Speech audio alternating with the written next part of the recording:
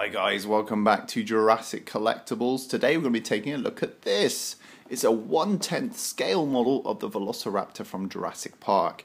Now this is made by the company Tsukuda Hobby. You can see the logo down there. It's a Japanese model manufacturer, and this is a vintage kit. You could get it in kit form, unpainted as parts in a similar packaging, or in this case we've got the painted assembled version. These are becoming quite scarce now, so if you do see them online, they're worth picking up. And what's nice about them is that they seem very close to the Stan Winston original sculpts. And we're really keen on them here at Jurassic Collectibles.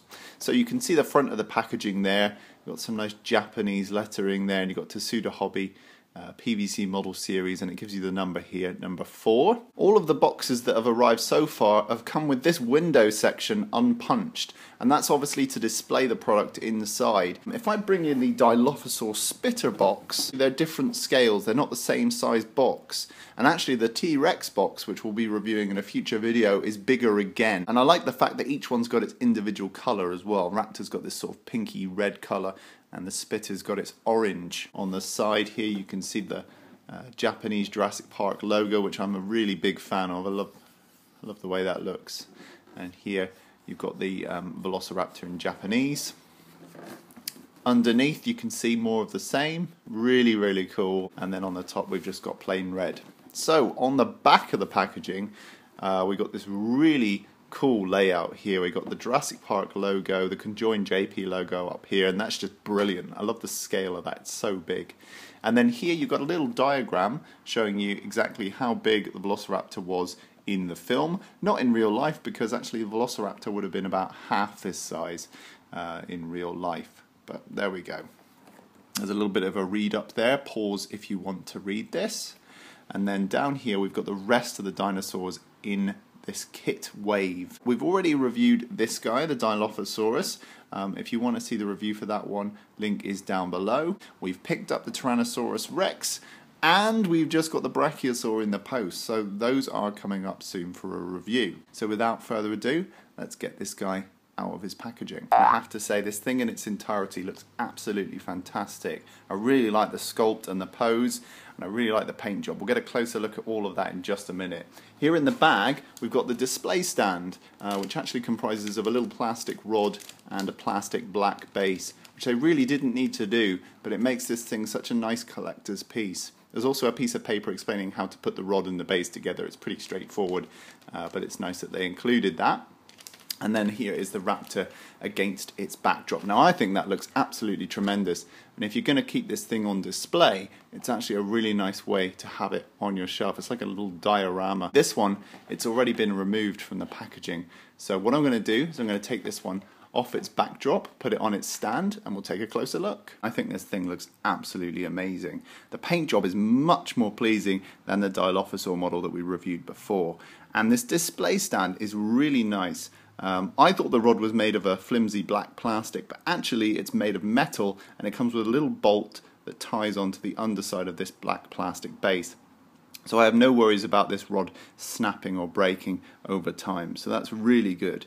The Raptor itself is made of a hollow vinyl, a bit like toys that you used to get made for sort of bathrooms, and also like collectible vinyl figures that you'll buy now, like little kind of small figurines. So it's got that sort of smell of vinyl plastic, but to be honest, it really doesn't take away from the quality of this piece. On the shelf this thing looks absolutely fantastic, and I really like the paint job. I'll tell you what it reminds me of, the Phil Tippett original animatics of the Raptors in the Kitchen. The paint job reminds me very much of that, and you can see its head is really dark, and if you look at the animatics of the Raptors in the Kitchen that they did in stop motion, you'll see that the Raptor in those animatics had a very dark upper portion, upper head and torso. Here's a look at the Raptor from the opposite side. I really like the likeness, the sculpt is spot on.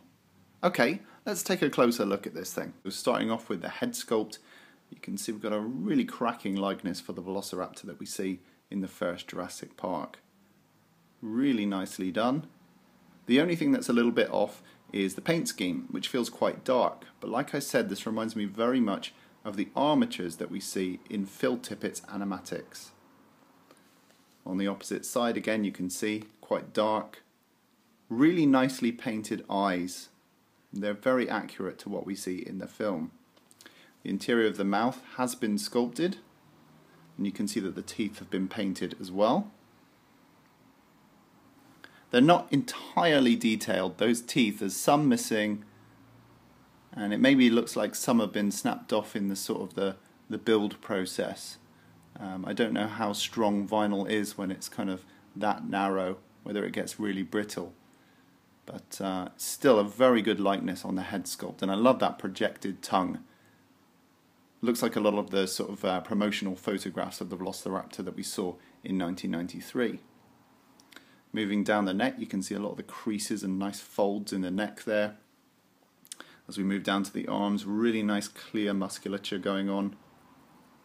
Really, really nice. And then we move down to those very famous and distinctive long, slender fingers with those big claws at the end. And even the claws have got sculpted striations running down them.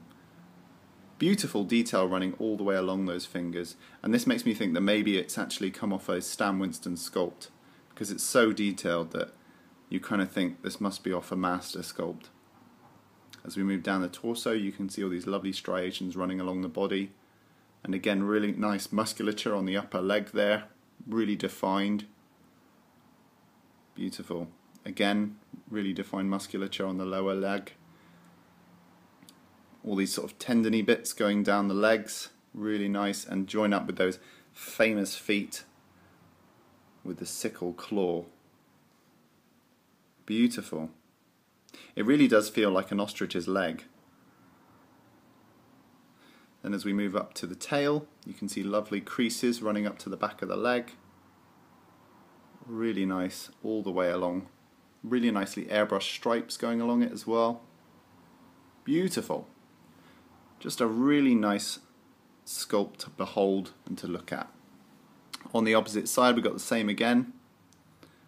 Really nicely defined musculature running all the way down the legs.